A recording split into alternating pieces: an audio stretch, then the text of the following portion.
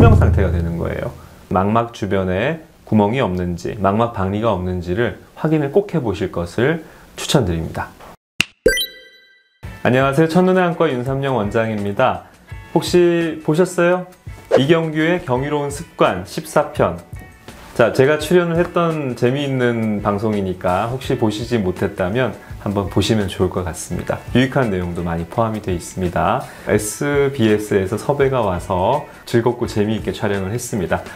이경규 씨와 그리고 다른 스텝 선생님들 오셔서 저희 병원에서 검진도 받으시고 사실 별 문제가 없을 거라고 생각했는데 이경규 씨 그 망막에 큰 열공이 발견이 됐어요. 그래서 망막 열공이 뭔지 이 시간 한번 말씀드려보고자 합니다. 망막 열공은 눈 속에 망막이라고 하는 신경막이 있어요. 여기서 보시면 주황색인 막인데 사진으로 찍어보면 이렇게 평면으로 보이지만 실제 평면은 아니고 이 구의 일부입니다. 자, 이 막은 얇아요.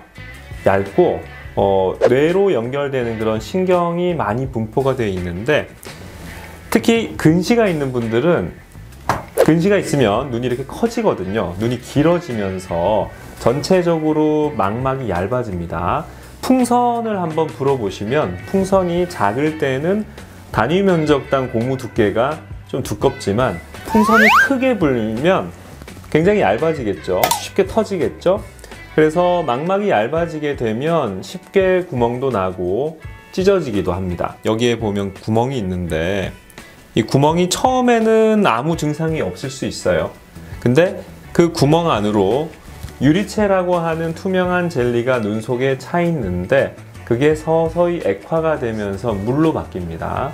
물이 생기게 되면 이 구멍 속으로 물이 들어가서 이렇게 망막이 들뜨게 돼요. 지금 보면 이렇게 불룩하게 튀어나와 있는데 이 안이 물로 차면서 망막이 떨어진 겁니다. 망막이 그 밑에 있는 맥락막에서 떨어지게 되면 신경이 끊기는 거예요. 그래서 그 부분은 시야나 시력을 잃게 되는 거죠. 그러니까 이 부분은 안 보이게 되는 거고 나머지 부분으로 보이게 되는데 문제는 이게 점점 넓어져요. 이게 점점 넓어져서 여기 보이는 황반이라고 하는 부분까지 떨어지게 되면 완전히 보이지 않습니다. 실명 상태가 되는 거예요. 완전히 시력을 잃게 될 수가 있는 거죠. 다행히 이걸 빨리 발견하면 수술로 치료를 할 수가 있어요. 여기에 물을 빼주고 망막을 붙여주는 공막 돌융술이라고 해서 이름이 좀 어렵죠. 눈 주변에 이 뒤쪽에 띠를 대서 밴드를 대서 꽉 조여주면 안쪽에 있는 그 유리체가 있으니까 이게 꽉 눌러져서 망막이 붙는 그런 현상을 이용한 것이죠. 그러니까 이렇게 밴드를 잡아주는 방법. 두 번째는 안쪽에 있는 유리체를 제거하고 레이저를 쏘거나 또 실리콘을 넣거나 아니면 공기나 가스를 넣어서 이렇게 엎드리라고 합니다. 이렇게 엎드리면 공기나 가스는 위로 뜨죠. 실리콘 오일도 물보다 가볍기 때문에 뜨는 효과가 있거든요. 그래서 이 부력을 이용해서 보통은 뒤쪽에 망막이 떨어지니까 이렇게 합니다. 만약에 주변부가 떨어졌다 그러면은 이렇게 하겠죠.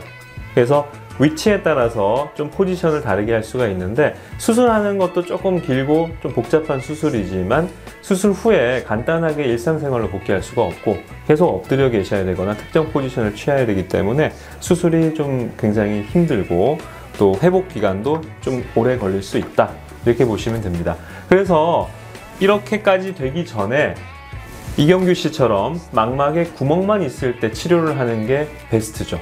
근데 구멍만 있을 때는 아무 증상이 없는 경우가 많아요. 아무 증상이 없다가 안과에서 그냥 검진을 받았는데 우연히 발견된 거예요. 그러면 너무나 럭키한 거죠. 그때 치료를 받으시는 게 좋습니다.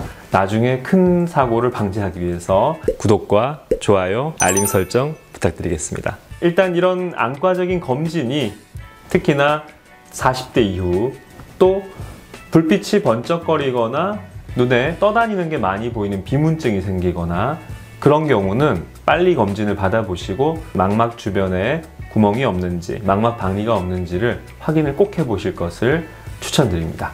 어떻게 치료를 하냐면요, 이 구멍 주변으로 레이저를 칩니다. 그래서 구멍을 메울 수는 없어요. 구멍은 그대로 두고 떨어져 있지 않은 그 주변부의 망막에 레이저를 해서 그러면 그 레이저가 시간이 지날수록 단단한 본드처럼 망막을 착 달라붙게 해주거든요. 그러면 그 구멍이 확장되지 않게 되는데 그건 100%는 아니고요.